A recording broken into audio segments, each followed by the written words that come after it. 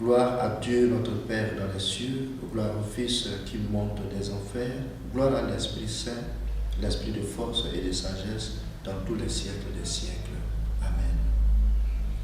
Évangile de Jésus-Christ selon saint Luc.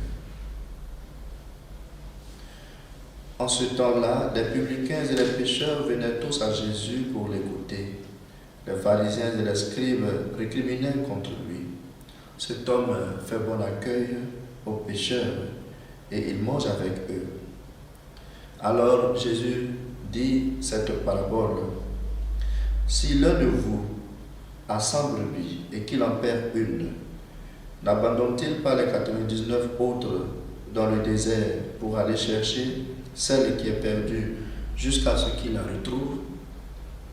Quand il l'a retrouvée, il la prend sur ses épaules, tout joyeux, et de retour chez lui, il rassemble ses amis et ses voisins pour leur dire « Réjouissez-vous avec moi, car j'ai retrouvé ma brebis, celle qui était perdue. » Je vous le dis, c'est ainsi qu'il y aura de la joie dans le ciel pour un seul pécheur qui se convertit, plus que pour 99 justes qui n'ont pas besoin de conversion.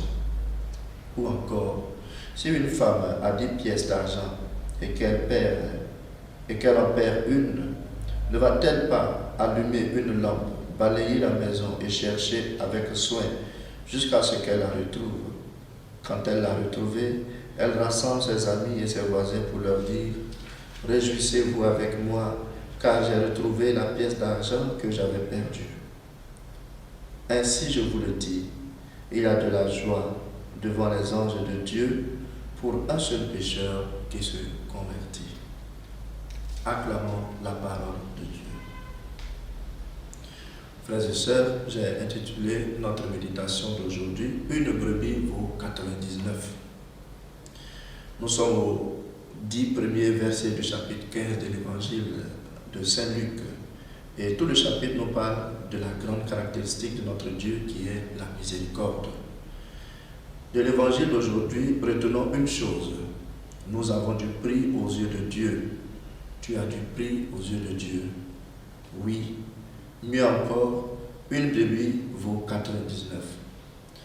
En mathématiques, cela paraîtra un peu bizarre comme équation, mais dans la foi chrétienne, cela se comprend.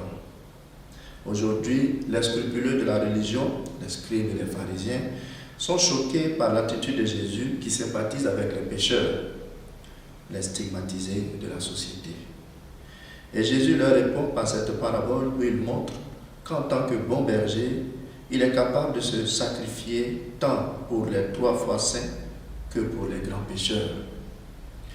Et le plus merveilleux, c'est qu'aux yeux de Dieu, même les pécheurs ont encore du prix et leur vie valent autant que celle de ceux qui sont déjà sur la route de la sainteté. Il veut que tous soient sauvés.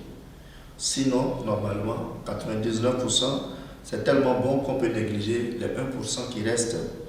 Et pourtant, dans sa grande miséricorde, tellement qu'il nous aime, Dieu veut que tous nous soyons sauvés.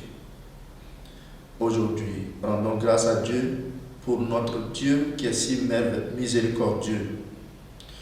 Profitons de cet amour qu'il a pour nous relever de nos faiblesses, de nos fautes, et faisons comme lui preuve de miséricorde envers nos frères et sœurs.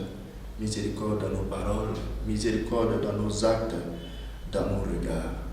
Et que Dieu Tout-Puissant nous bénisse, le Père, le Fils et le Saint-Esprit. Amen.